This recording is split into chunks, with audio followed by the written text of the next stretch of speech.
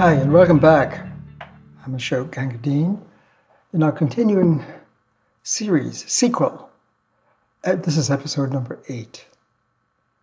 And the hologram behind me, in case you missed 6 and 7, at the end of episode 7, the last episode, I invited all viewers, which I consider as participants, joining with me in this amazing, unprecedented adventure across all past boundaries and past derivative codes, seeking to stand in the energy of our great wisdom teachers, men and women, over the last 2,500 years across the planet,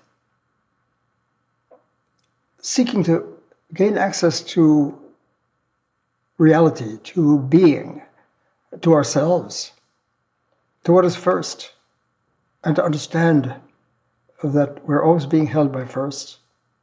Wherever we are, however we discover ourselves in our cultural spaces or countercultural spaces, wherever we are, any thinker, any prophet, any self-help guru, anyone who's going to advise and teach our human family. And where, as we saw in the previous episodes, the human family is across the planet. It's not embedded in any one culture or one history or one narrative or one tradition or one scripture or any discipline and so forth. It's all human beings across the planet. We're all under the infinite source. And at the end of episode 7, and we've been building, remember, 1 through 5, which was already published some time ago, it presents Gangadine's quest to uncover the missing code of source across our great teachings and scriptures and sciences and arts over millennia. And suggesting that when we listen deeply to our great first responders, responding to what's first, what is first is the source. It's infinite, by whatever name we give to it.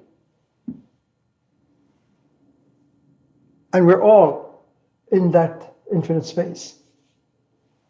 And so the challenge that I raised for all of us and everyone participating viewer, I please invite you to help hold me in this space and us, because we're in this space together. That's what I'm trying to show. And this has not been seen clearly before. I've suggested, with reverence to our great men and women, teachers, scriptures, first teachings through the ages, all seeking to encounter more deeply, intimately reality, being, what is first, in the deepest sense of first. Not first as we ordinarily say first, second, third, but first in the sense of the ground floor of reality, of being, the infinite. So this is the source. And so the infinite space we've suggested is a space of presence, infinite presence. Being is presence. It's not substance, it's not an object, it can't be objectified. It's presence. We're all situated in the space of infinite presence, all of us. And we're under the sway and reign and power of the infinite source. The source, the infinite source, would be the source of all of our God names, all of our first narratives, all of our scriptures. All of us, everything. Not just our scriptures.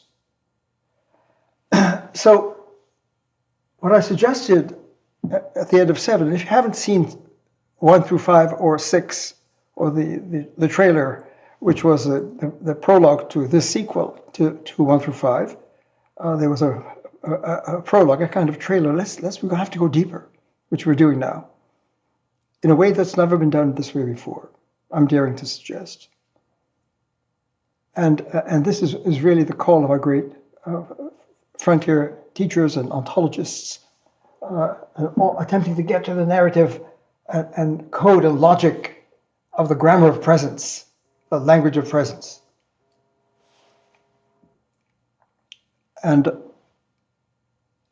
I asked, if we step back and remove if the end of silos and separate teachings and first narratives in separate spaces, if we remove those, which has to be done to go to the ground floor of source, the source of all possibility, all life, all reality, every narrative, every ideology, every form of life, positive, negative, nihilist, affirmative, whatever it is, whatever the ideology, we're all situated in the ground floor of primary being, of presence, the infinite force. And we saw in the last several episodes that this is the plenum. And it's been known, whatever name you use for, whether you call it God, God is the origin of the universe, or Allah, or Yahweh, or Om, or Brahman, whatever name you use, or the grand unified field of quantum energy, whatever narrative you're in. What is first, in this deep sense, is the source of all. And that's a stunning meditation to go through, to say that, could it be that we're born into the space? This is a ground floor. There are no marks, there are no narratives, there are no categories of space and time, motion, relation, number. There's no mathematics evident here. There's no logic, there's no grammar, there are no names and forms. It's open. Buddha would call it shunyata, emptiness. But it's not empty in the sense of a void. It's empty of stuff. It's empty of units, Lego pieces, fragmentation. Is not here. It's a plenum. The unum is the plenum of all possibilities. That's what it means to be the infinite source. And what we're going to do in episode 8, to build on 6, 7, 1 through 5, and 6 and 7, now 8, we'd like to go deeper, more deeply in this meditation. And again, in the spirit of opening the last 2 episodes, I realize that this is a stunning experiment to go into.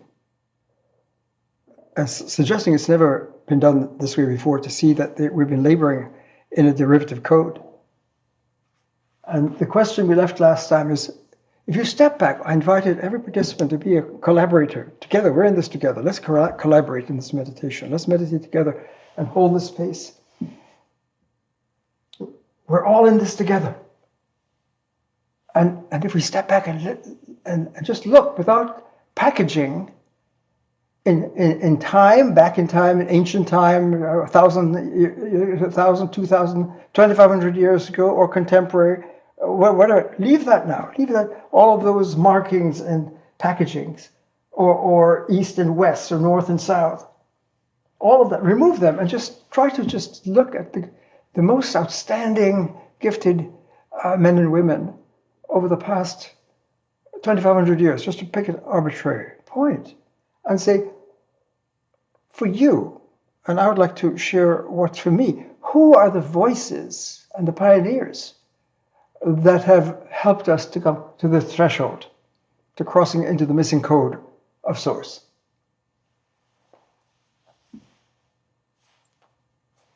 Who has helped you or helped us as a human family? And I asked a bold question. Did Abraham help us, just to start there? Did the rishis of the Vedic Upanishads, meditating on Brahman and Om, in Vedanta science, Vedic science, did they help us? Did Moses, Jesus, Muhammad, Buddha, Krishna, Lao Tzu, on and on, Magdalene, the great Kuan Yin, the great female wisdom embodiment of Sophia, have they helped us to take an evolutionary step more deeply into the space of presence and opening up the code of the grammar and the language of presence? The plenum. The infinite is a plenum. There's nothing outside of it. And we're all within this infinite space. It's not like ordinary space. And it's not just unum unity, it's unity with vast possible diversity. So it's unum pluribus. If there's an ultimate law in the logic of presence, it's unum pluribus. Pluribus meaning boundless diversity, but not in Legos scattered away, but held within the infinite unum. So if there's an ultimate law of the fabric of being, of presence, the language of presence, the logic of presence, it's going to be unum pluribus. Whatever diversity in the cosmos, the galaxies, across the planet, all of diverse forms of life, 8+ billion people, each having their own individuality within the space, and all coded. Everything is coded, not just humans. Coded, because to be is to be coded in and encoded within the infinite logic and grammar of the infinite source. And we saw that every point in the field, wherever we are, however we're narrating ourselves in whatever culture, whatever conditions and so forth, whatever ideologies and belief systems and scriptures and religions and disciplines and arts and sciences, whatever we're doing, we're all being held. Everyone is living under the influence. Let's playfully call it LUR, living under the influence of source. No one can be outside of it. Even someone who's rejecting source you don't have to use God, you don't have to go with God or religion. Something deeper going on here, which is the ultimate science of the grammar of being. And how do we access it? And we can't just think about it. We have to enter into it and surf it. That's what our great teachers have been urging us to find a way to do, and to do it with highest urgency. Our lives depend on this. It's who we are, not here below, but surfing, being, reality, ourselves, because we are source sapiens. Homo sapiens are source sapiens. Or if you want to use any other names for it, Christ within it, or Christ sapiens, Christology. Are we logos, the light of being and reason and word and language? If we're logos sapiens, that's source sapiens. Logos sapiens, Om sapiens, Tao sapiens, Allah sapiens, Yahweh sapiens, God sapiens. This is God space. And whatever name, not God in the way we might name it here, but God in the deepest source. Beyond the source of all of our God names will come from the infinite source, which is nameless but nameful, which is wordless but wordful. It's the infinite word. This is hard to understand. And what we're seeking to do with these meditations, 6, 7, and now 8, and please let us do this together. Let's venture together into surfing infinite presence.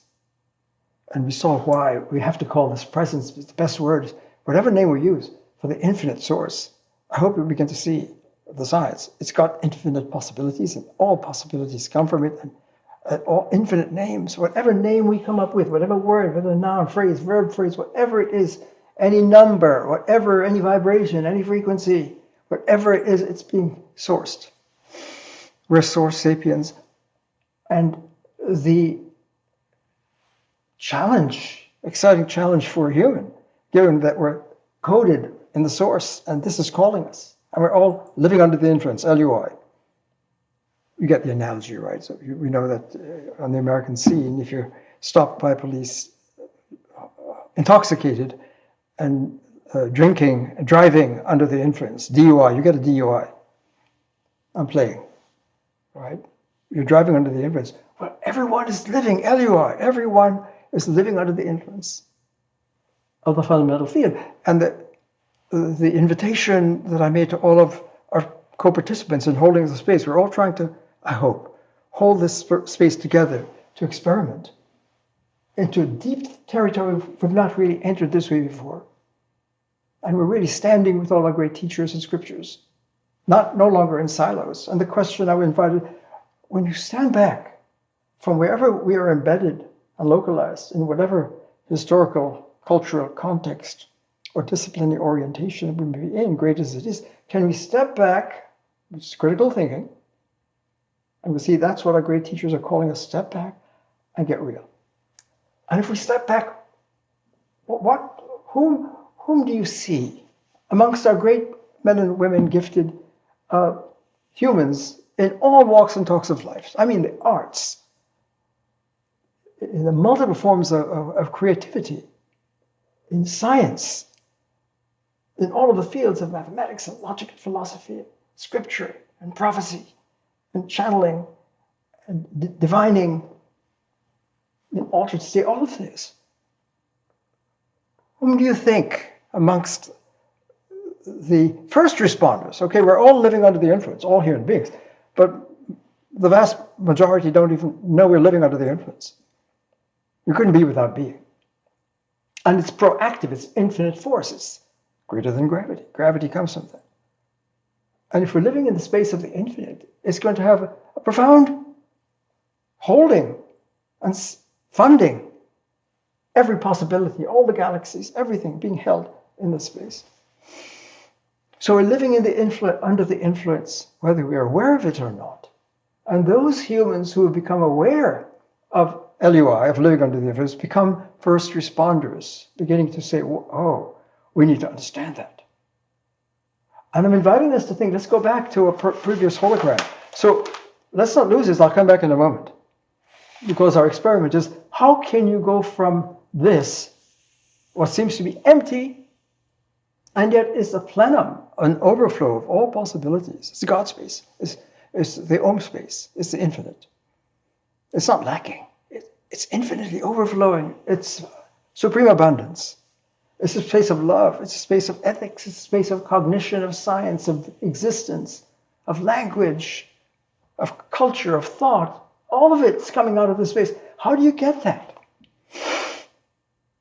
How do you go from the plenum, the infinite shunyata, let's use a Buddha's name for it, it's empty of all names and forms and name tags and identities and atomic units and pieces, all leave those kinds of, that level of languaging and thinking and adolescent reasoning into deep reason, which is enlightened space.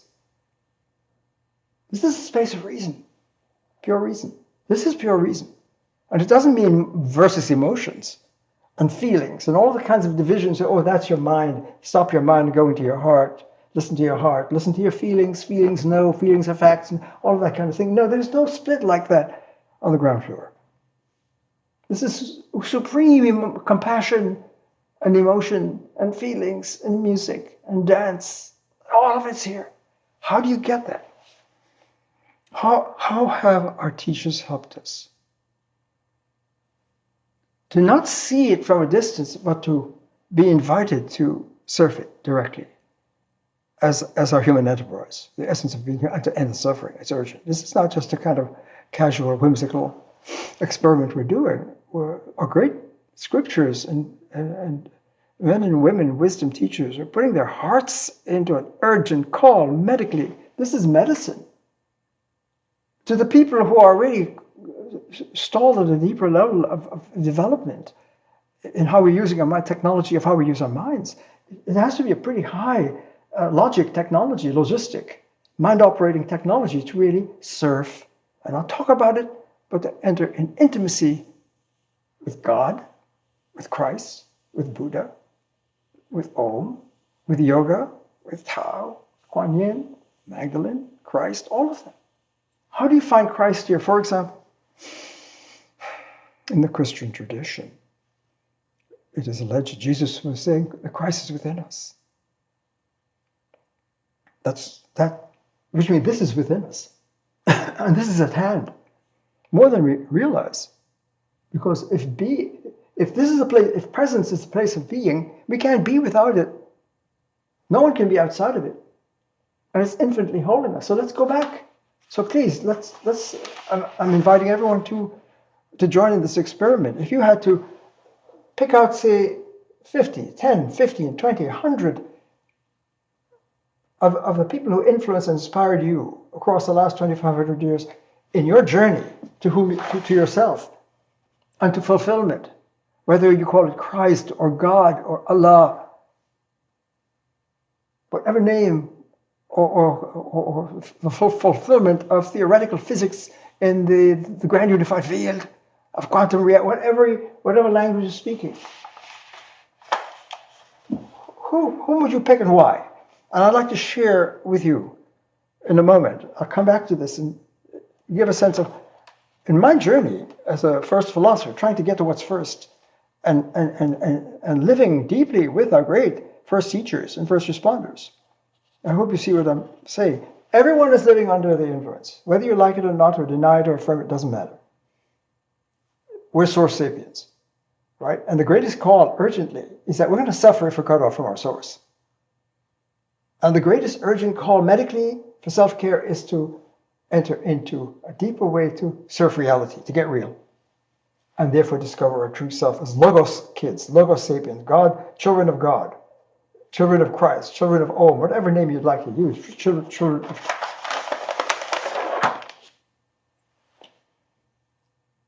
So we started in 6 and in the trailer, and back 1 through 5 with something looking like this hologram that again has a source, but now it seems to be rather cluttered with what? With which the red markers, which is a mind operating technology that's evolved over however long it takes to evolve for us to have information and beliefs and thoughts and truth and writing, scriptures and speech acts and mental life and descriptions of the world and arts and disciplines and sciences and mathematics and logic and philosophies, all of that. This technology. And we've gone in greater detail into that earlier. I'm not going to do that now. But to have information, here's the thinker and here's the thought space, and we have thoughts, and we can use language and sentences in whatever language across the human spectrum of languages. The science of logic looks at the laws of thought and the deep structure, the technology. The red mark is picking up technology that has been shaping our human lives and cultures and worlds and religions and worships and cognition and ethics and lack of ethics and politics and economics and relationship with each other, with nature and other species. All of that's going on under their influence. How do you get that? How do you notice that? If you can step back and look at how our cultures are being manufactured and made, and ask, what's the mind operating technology that is it generating our human lives and cultures and experience of all levels? Thoughts, feelings, mind, heart, all of it. Our worship, our spiritual life, our cognitive life, our moral life, political life, institutions, education, raising our children, all of that going on here. And the great wisdom teachers I'm suggesting are whether you pick out Buddha or Jesus or Krishna or Socrates and Plato and the early Greek of turning on the lights of Logos, right? There are different ways in which they're saying, stand back and see where humans are now, and the need, and something is broken here. We're desourced. We're not having this is a derivative space of life and human evolution, human development, and cognitive life, and brain function.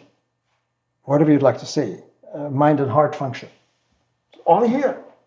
How did you get that? Who helped?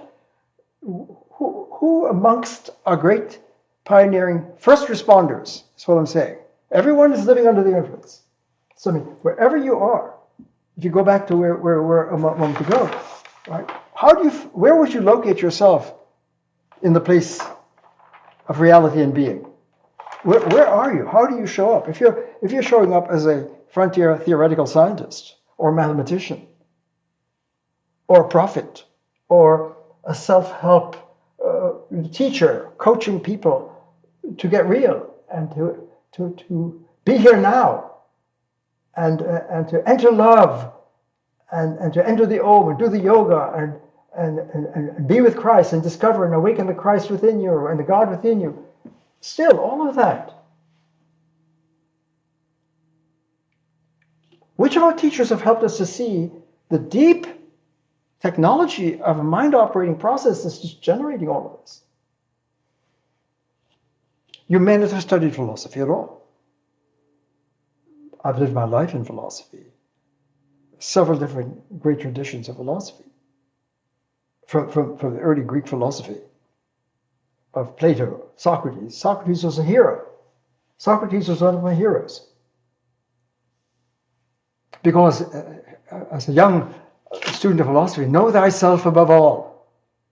And Plato is showing in the allegory of the cave, we're living in the cave and seeing the shadows and not the real, and we need to cultivate the soul with philosophy, philosophia, the love of Sophia, which is wisdom, and the light of Logos, which is Logosophia, and which makes it possible to have consciousness and meaning and awareness and make sense and all of that. That's all coming out of Plato, Socrates, Aristotle. To know thyself is to leave the cave and coming into a deeper encounter with the light of Logos. For example, so in my journey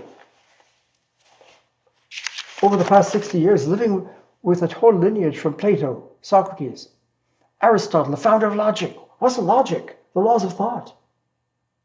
That's amazing development to understand logic, but it was operating under the technology of this stage of rationality and language and thinking and consciousness and being human.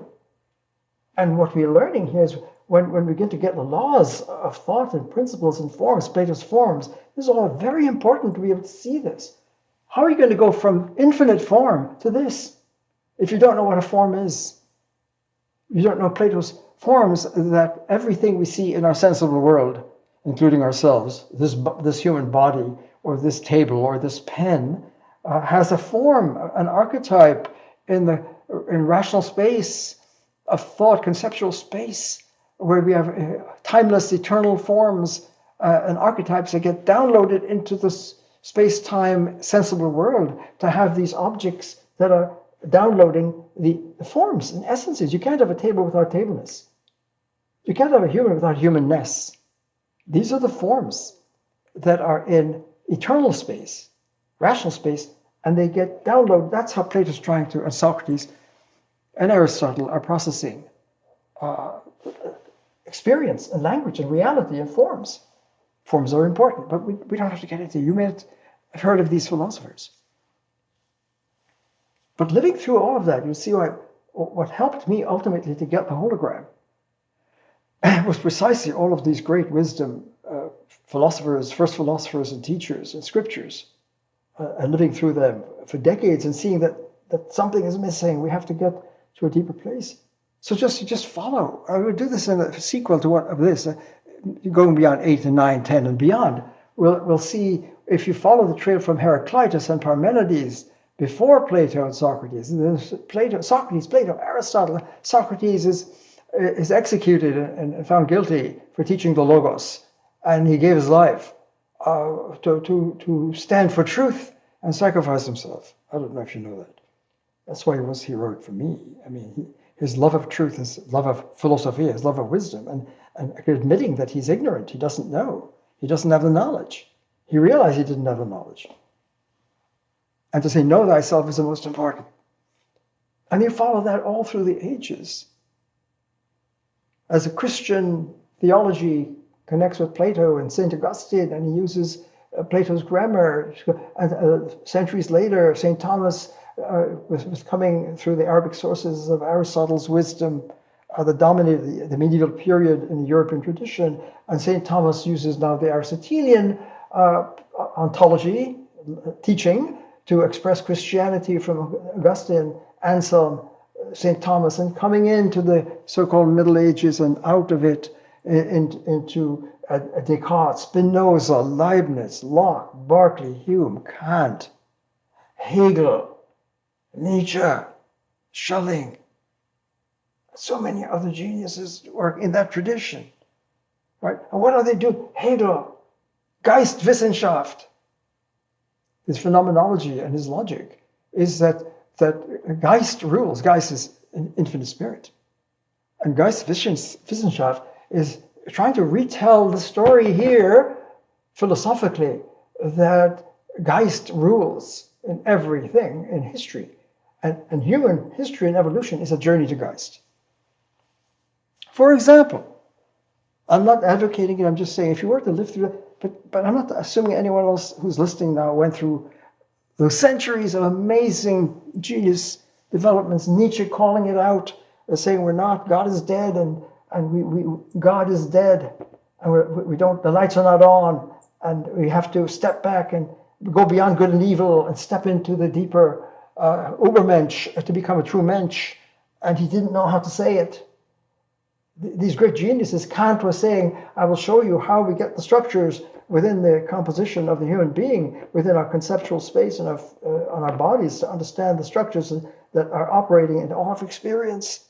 And we can't experience any human being without having those structures, and to finally show what they are. And then to go beyond that and show that what appears in the phenomena into the noumenality with ethics, and that ethics is really a free agent. He's tapping into the agency. But again, hitting a wall. That's why I said without the code, you get conflicted. You hit a wall and you end up getting stalled. With all the brilliance, Kant has been a hero for me. Descartes' experiment, if you were to go into, would help open up the space if you see that he wasn't doing the meditation here. To think is to predicate, it said in the Aristotelian, early founding of logic. To think is to join subjects and predicates and form a thought, and the subjects ultimately is substance with attributes, and the attributes are the categories. How do we get the categories of quality, quantity, relative? Oh, I'm going very fast. I'm giving you a quick flash of that just one tradition. If you follow the tradition from Heraclitus and Parmenides, Heraclitus saying, listen not to me, but to the Logos, and know that all is one. That's one fragment from Heraclitus. That's amazing. Listen not to me, but to the Logos, and know that all things are one. We can't hear that if we don't see the shift from our ordinary language and rational processing and technology of consciousness to a deeper, which is what this is trying to show, a deeper fractal integral logic, a meditative logic. Meditation is not the same as ordinary thinking.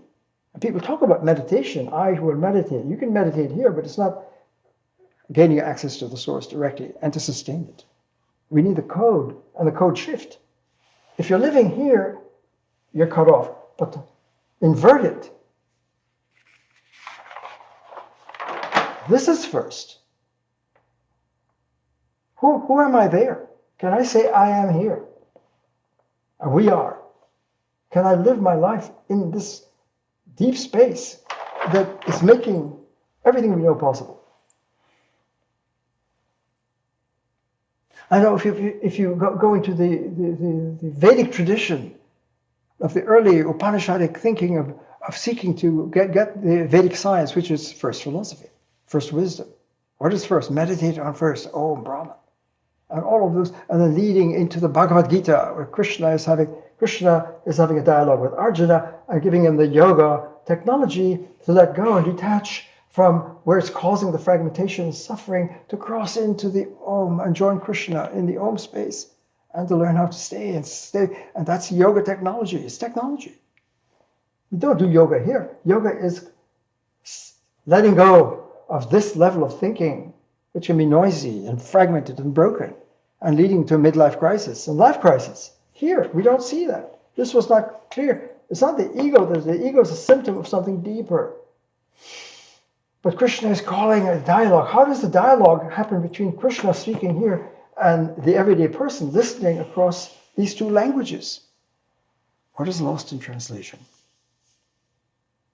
And you go from the Gita to Shankara, the great genius of the Vedic tradition. Advaita, the Brahman is Advaita, non-dual. There's dual and non-dual, but again, not having the technology, the technological code to really help us see the difference between the space of Brahman and Om, without qualities and names and forms. And yet all of this comes from that. Again, these great minds hit walls. All the way to Aurobindo in that tradition, from the Gita all the way through the centuries up to Aurobindo, brilliantly speaking of the life divine. And trying to say that Om is process, it moves. Brahman is not static, it's dynamic, hitting a very deep axiom of the unum space, which is profound, infinite presence is in flow. Heraclitus, before Socrates, was saying reality is flowing, it's process. But not process like becoming in this derivative, weak sense, derivative sense, but in the primary sense of Zen flow. Reality is flow. But it's not flowing somewhere else because the infinite doesn't go elsewhere. It's infinite flow. We saw before that this is a fractal logic, not fractal in the way we might use it here, in the derivative language. So that tradition too will lead to the frontier of we've got to find a way to enter into the life divine, or from the Judaic tradition, Abraham, Moses, Jesus coming on the seed and suggesting that Christ is within. The kingdom of source, queendom, is at hand. It's here. This is true. But that narrative is different. The Christ narrative, which is now how many different churches and interpretations of Jesus' Gospels. And people distinguish between the Christian Christ and the Gnostic Christ, and the Gnostic Christ coming out of the Magdalene Mary partnership with Jesus, and showing that the real teaching of Jesus is not to follow any religion or ideology, which are all coming from here, ideologies and belief systems. I believe in whatever. Right? Truth is beyond beliefs. That's stunning. It's beyond ideologies. These narratives are not self-aware and advanced enough to serve the field of being. And that's what Buddha says. And the Buddha enlightenment, I'm jumping around, I realize it.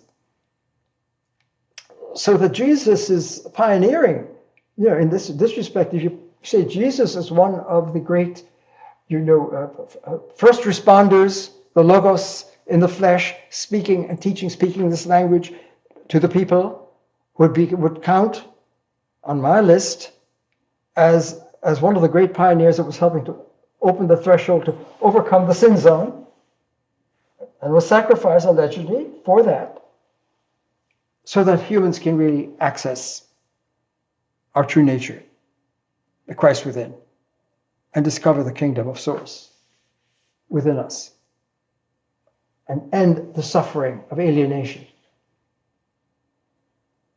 So that the Christology, the Christ lineage, all the way through, the Catholic and the Protestant and the many, many different interpretations of Gospels, the Quakers. What are the Quakers? The Friends of Truth.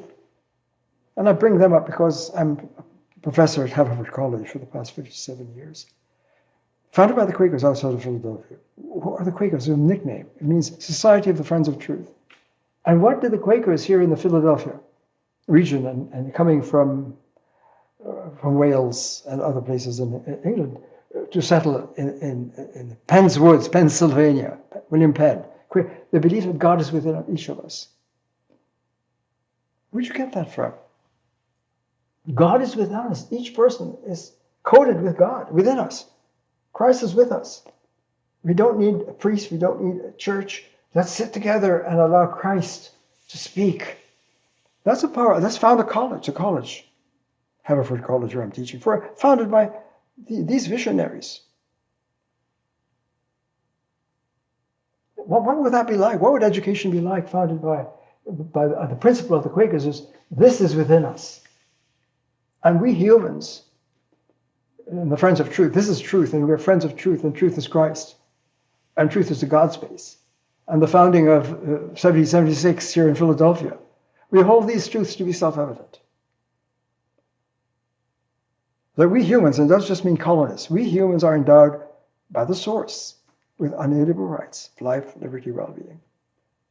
That's who we are. This is where the demos, the people, the awakened primary self in the European Enlightenment, tapping into that. Not hacking into it, but being inspired. I hope you got that. Everyone is living under the influence. So you can see, where are the founders, for all of their flaws? Founders in Philadelphia, with all of their flaws, was well known where they are. Could they have been inspired in seeking to articulate a higher form of life, of self-governance, of we the people and the freedom of people, a land of free. We're being moved and guided by the source, living under the influence, but being guided. To see, is the USA here or is it deeper than we thought? Again, the barrier, the age of conflation. If the codes are undifferentiated and they're both here, if both codes are here and not differentiated, then we're going to be hitting a default wall, falling back into the informationized version of these teachings, whether it's Christ or yoga or Buddha, Socrates, whatever, and not see the call to, we've got to flip the code from derivative to primary. So if we go into the Buddha's experiment, where Buddha was raised in the yoga, the prince that gave up his wealth and his throne to go as an inquirer, and the torment he went through, the Gautama, the Buddha, right, just to answer the question, why is you suffering in the human situation of all kinds, and not just physical suffering, but existential, ontological, psychological, human suffering, anguish, facing emptiness and ignorance, and all kinds of fragmentation and violence. Where is it coming from? And Buddha's meditation was to see that this is suffering, it's got a cause. He didn't use a red zone, but he said, how are we using our minds? We are as we mind. We have to pay attention to minding. We are as we mind. And if we're minding, we're going to really have, if we're using a fragmented shredder, we're going to have a fragmented self in silos and fragmentation, polarization. There's a technology that's generating. It may give us information in pieces that help us to give us the power to think in this place. But there's a deeper way of thinking and a deeper technology. And Buddha was saying we've got to reform. So existence is suffering. It has a cause. How are we using our mind? We have a choice. The third noble truth. And the fourth is that we've got to really rehabilitate in neuroplasticity. He didn't say that, right? Our thought patterns and ways through a higher technology of the unified field of interconnectivity of the fractal space of emptiness and Shunyata that's empty of this. And fast forward Buddha's breakthrough over centuries to Nagarjuna. For example, in the Madhyamika tradition, where Nagarjuna saw this more profoundly and saying, this is or isn't are both in the same place. Not P, not P, is P. So S is P, S is not P. All of that. He saw that this technology is broken, and therefore anyone who followed what Nagarjuna thought in the 2nd century CE, the Common Era, 500 or more years after Buddha, Nagarjuna said, we're missing the Buddha. If you see the Buddha here, kill him. He's not the Buddha. We're all Buddhas. And it comes with access to a deeper technology of surfing the space of emptiness, which is fullness of presence. So centuries through the Buddha's teaching, and Nagarjuna is going east to Tibet, Nepal, China, Chan Buddhism, Japan, to Zen in the 20th century, Kyoto School of Model Zen, which is what? And Nishida, the founder of the Kyoto School of Zen, is attempting to get the logic of emptiness. Amazing, Basho in the Japanese. It's emptiness, it's not this logic. And when in the peak of his career, before he died, and completing the space of nothingness, the logic of nothingness, emptiness, he realized his colleagues who revered him were still trying to look at the logic here and not getting it. They were conflated. Sad situation. The attempts to speak here gets downloaded here and gets corrupted and lost in translation, and that's where we've been living in the age. If the codes aren't clear, it gets conflated and defaulting here into informationalized version of the wisdom of the scriptures, and it stunts our growth and inhibits our crossing. Those are just examples. We can go through the brilliance of the evolution of science. Leave those Aristotle and Plato and those metaphysicians. With Locke, the mind is a tabula rasa. He's saying all of this talk about forms and eternal forms and a priori. It comes back from Plato, that we're afflicted with this from Plato. Here's the tabula rasa. In a way, if Locke were understood not here and say, oh no, this is blank, or what Kant is that were to say with the structures of consciousness, the Platonic forms, the a priori forms, a priori means eternal and not empirical, coming out in space and time. I don't want to go into those technicalities. Perhaps it's too late. But when Locke, so you had the tradition of Plato, Aristotle, Socrates going through Descartes, Spinoza, Leibniz, to Kant, and coming into to Locke, Berkeley, Hume, to Kant. Locke is challenging Descartes, who's meditating on first philosophy here. Descartes, when he said, I am. This is doubt. I say I am. What I am, I don't know. This is not me. I am. And he discovers that infinite being must be. He proves, not here. He wasn't using this reason. He was using meditative intelligence, technology. I am. When Moses is I am at the burning bush, if Moses makes it to this list of first responders who've made an irrevocable contribution of the highest order to our human journey, from Mount Sinai, whatever the story goes, we don't have to take it historically, literally, but to have a dialogue with God and to bring the laws of God down to people who are scattered and in idolatry and so forth, to bring the laws, that alone, it doesn't matter what the laws are, don't this, don't that. No, this commands. The source commands everyone. Every human being is living under the jurisdiction, the law, the source law, the unum pluribus law, and are coded with it. We have it. We're coded with the logos. And therefore, we're accountable for where we are and how we live.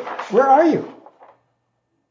How do you represent yourself outside of where you're thrown into the cultural situation you were? Not to disrespect it, but to say, what allows you to do your theoretical physics or to try to do cosmology from wherever you are, and to show that, it's vibration, it's frequency, it's sound, it's number, whatever you're seeking to say. Everyone needs to, and this is really what I'm trying to bring out in this eighth meditation. Please help me, hold space with me. I'm seeking to hold space with all of these great traditions and scriptures right now, in the moment. Remove all the barriers and have them not broken into centuries. All here. Can we listen and hear them and see what they're calling? In the Allah tradition, Muhammad, and you get the poet visionaries like Rumi, seeing into the space, ruminating in deepest vision, and saying there's a field beyond judgment of right and wrong and all that's going on here. I'll meet you there. Where's that? In deep dialogue, communion, nonviolence, the human space, for example. And that Rumi is not alone. I mean, just again, look at the spectrum. Who are the great mystics? The visionary pioneers that saw into the unity. Ibn Arabi. This is first. John of the Cross. And all the female mystics in the Christian tradition who are just speaking from here. But they say, we don't have a language, I don't have words. But are somehow just speaking to the people here, which is where we speak. This is the place that we speak. We informationize, or it appears to be.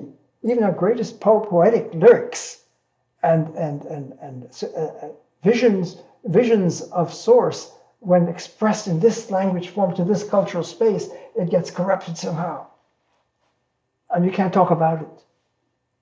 And something is lost in translation going across here. So if Jesus is speaking in this language, I am the way, the truth, and the life. What does that mean? It can't get, if it's downloaded here, I am the way, the truth, and the life, here corrupts the meaning of the deeper Christ speech. The Logos in the flesh speaking. The Logos language speaking.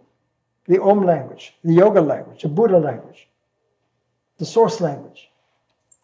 There's a deep problem between the source language and where we are in our linguistic art forms and forms of life and language games.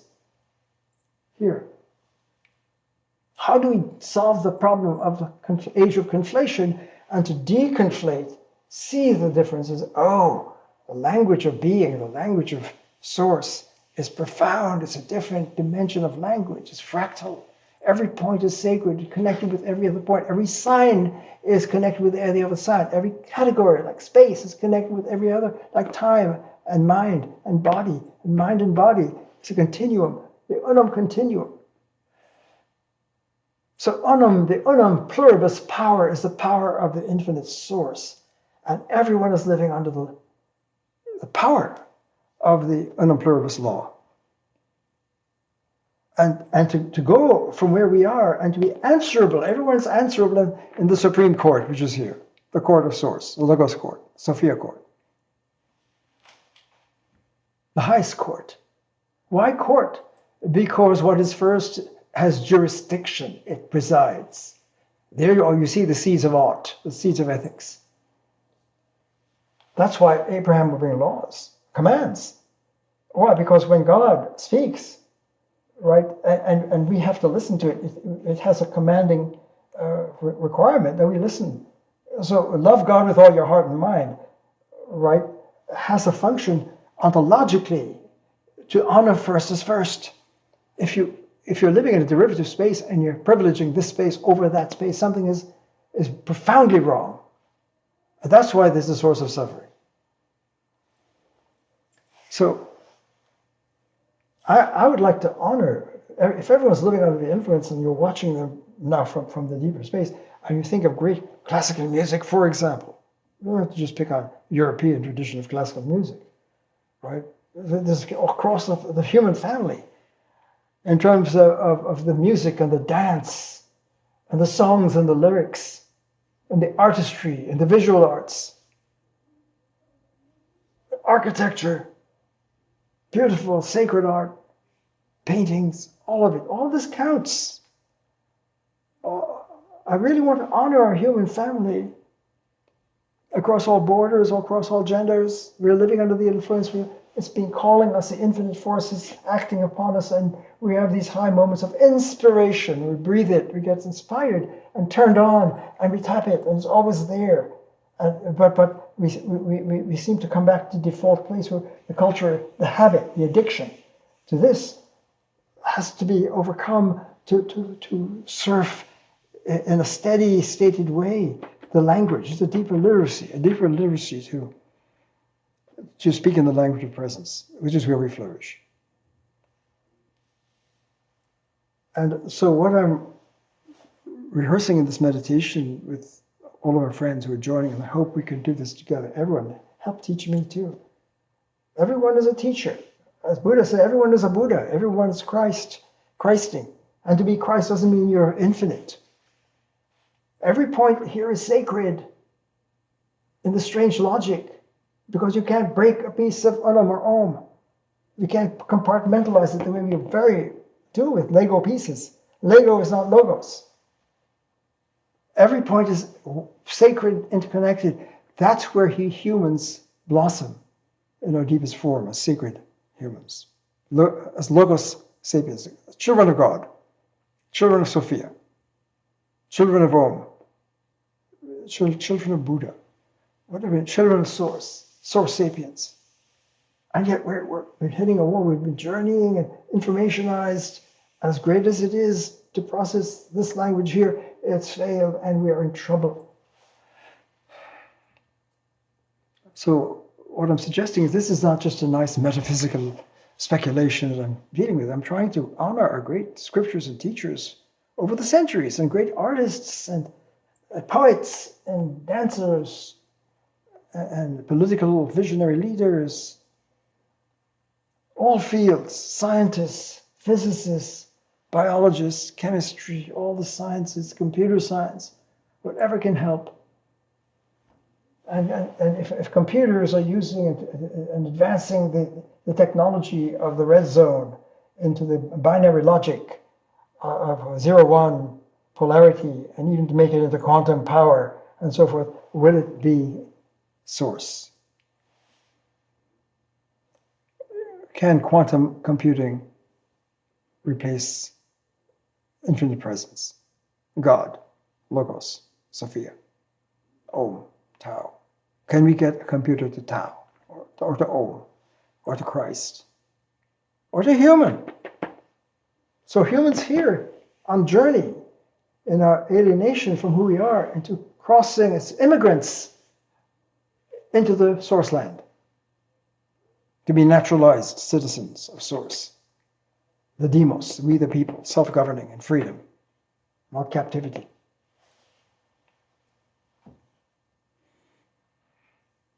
I hope in this meditation, I know it's almost like a trailer, it's really, I obviously have to go deeper and deeper to show how do you go from say the binary logic, the laws of logic, and the history of logic itself is magnificent from let's say the European tradition, from Aristotle, allegedly the founders of logic in the European Greek tradition, right, evolving through the Middle Ages and coming into the mathematical logic of Frege and Russell and Wittgenstein's Tractatus.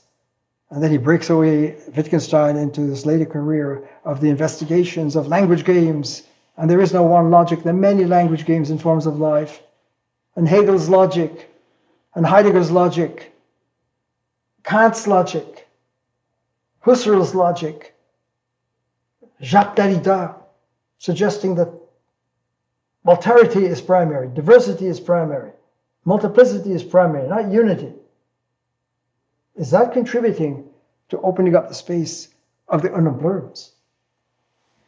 There's so much more to dare to do, to open up that, to remove all the barriers and borders and look at the genius of our human family across the planet and listen to patterns.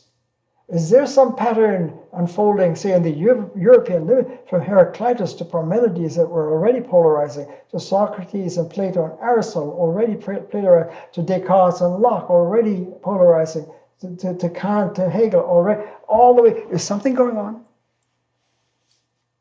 Is there a pattern of a repeating samsaric cycle from ancient postmodern to modern? Modernism is their fundamental truths for all humans. Postmodernism, no, it's poly, it's diverse. It's not one, it's many. One rules or many rules? One or the other. Identity or difference? Is difference primary or identity? All the way through. And even Hegel trying to say there's identity and difference. We need a different logic. It was still identity and difference trying to solve a split here, but Nagarjuna showed that's not going to work. Not P, not P, not both P, or not P, and not P. All cancel. You got to go to the Buddha logic, the logic of emptiness. Nagarjuna.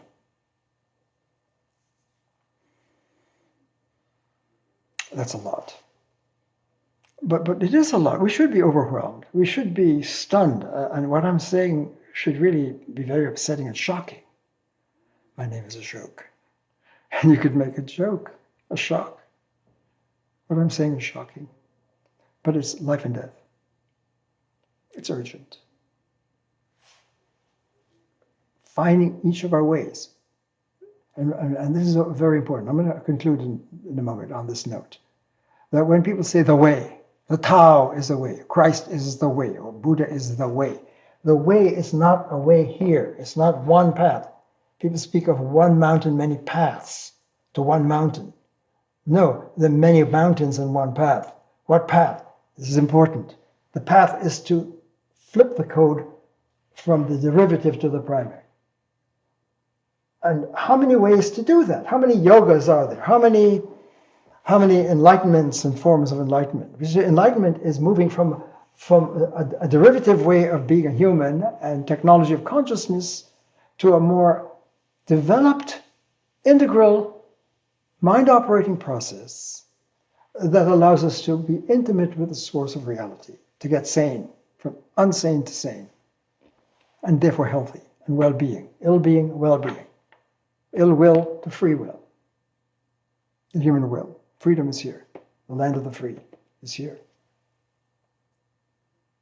So wisdom is not more information. Wisdom is the medicine of the rectification, of the technology, of living in a fragmented, polarized, broken, violent space that is violence to source. If we learned that our dominant form of thinking and objectifying the thinker and what is thought, the subject and the object, as we say, even though you want to get to non-duality here, duality and within here is still this. You can't get out of it here. You've got to face this. Everyone has to face this. How many pathways are there? 8 billion or more?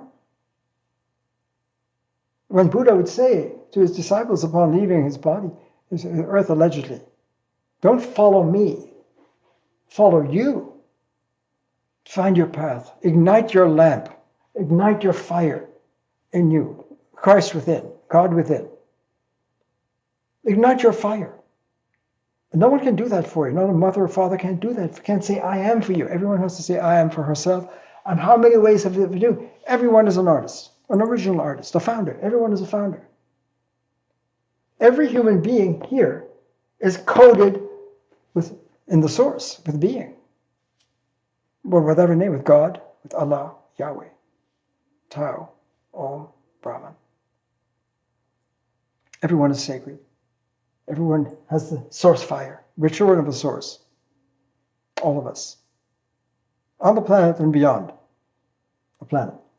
And I'm not speaking this to December 2025 and the people who happen to be here on the planet, who may be listening or not listening now. I am seeking to speak for the last 2,500 years and beyond.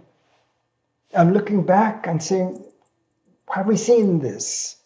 Have we listened to our great teachers and visionaries? Not here. But understanding that, say, Jesus, if we look at Jesus here, but then could it be that Jesus was tapping a deeper Christ language, Christology here? And that would change the whole understanding of what does it mean to follow the teachings of Jesus. He's not the Christ. He's teaching the Christ. The Christ is our bridge with the source. And we've got that within us. Each person has a Buddha, the Om, the yogi, the guru. Be a guru. Each person is a guru. Everyone.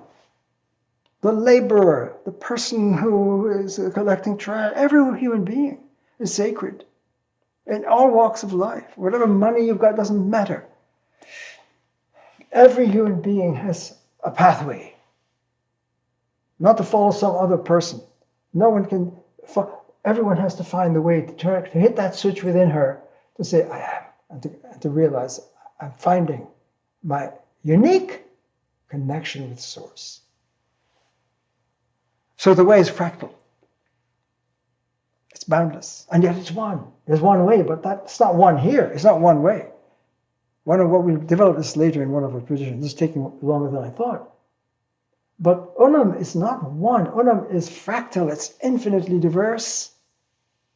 People are scared of Unam. People, if they hear one world, they're all under Logos. Oh my God, there goes my diversity. I'm going to have to squeeze myself under one Logos or one world government or one. No, that's not at all. Complete misunderstanding. That's Unamphobia.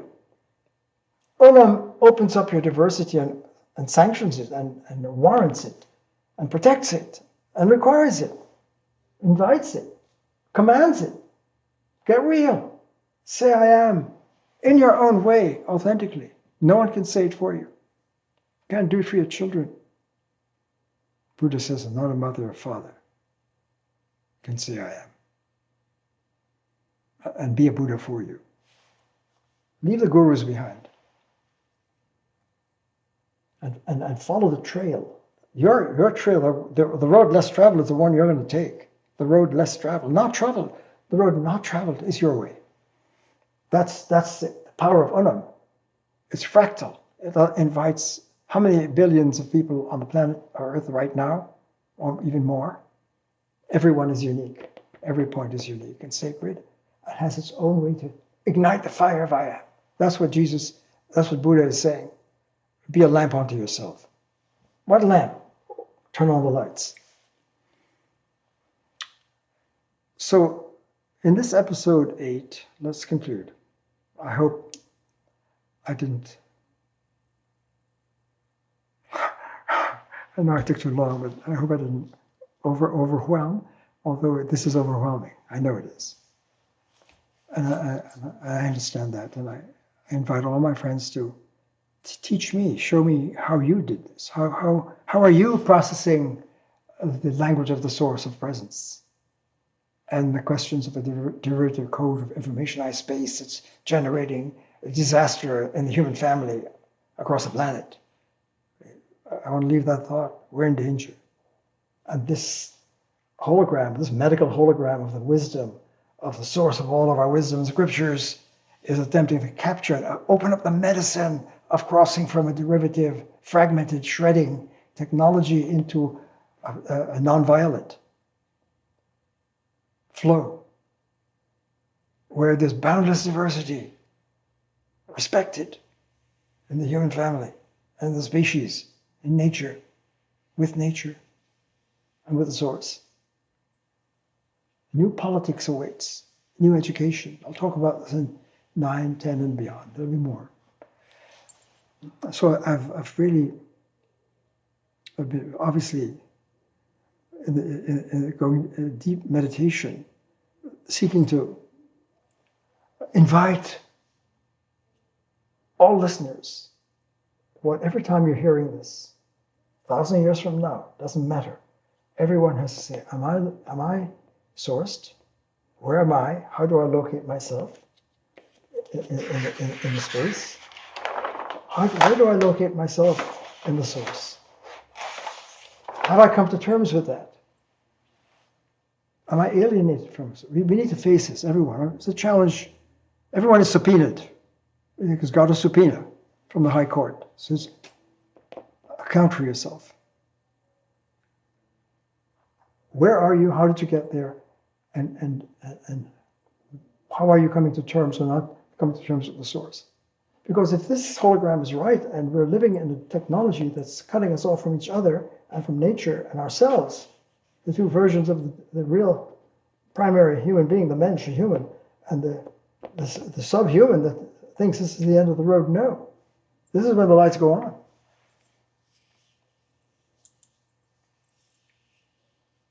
So, thank you. I hope you're able to hold with me and help in any way. And this is meant for all humans across the planet, in all walks and talks of life, to pause and face the challenge of the hologram of first source science. This is science, primary science, source. Everything, all sciences come from source science. That's first philosophy, wisdom. And wisdom is not information competing here with science and religion. And so wisdom is the technology shift of enlightenment. And source is equal opportunity. This field is equal opportunity for all persons. Everyone is coded. It's the democratization of enlightenment or wisdom or cognition or gnosis or well-being or happiness. Freedom. Equal opportunity for all. Thank you. We'll continue to go deeper next time into episode 9. And again, please continue that invitation to think about whom, if you could step back and remove all the silos and separations and packaging and just look at the spectrum of genius and beautiful human men and women over the ages, scriptures, mystics, scientists, visionaries, dancers, singers, poets, architects, all forms of creative design, of trying to capture the sacred. Whom amongst the wide spectrum of these gifted geniuses have helped you, or you would say are the most helpful in getting the code and the code shift, and the shift into the life of presence? We'll continue to go more deeply next time. Thank you very much.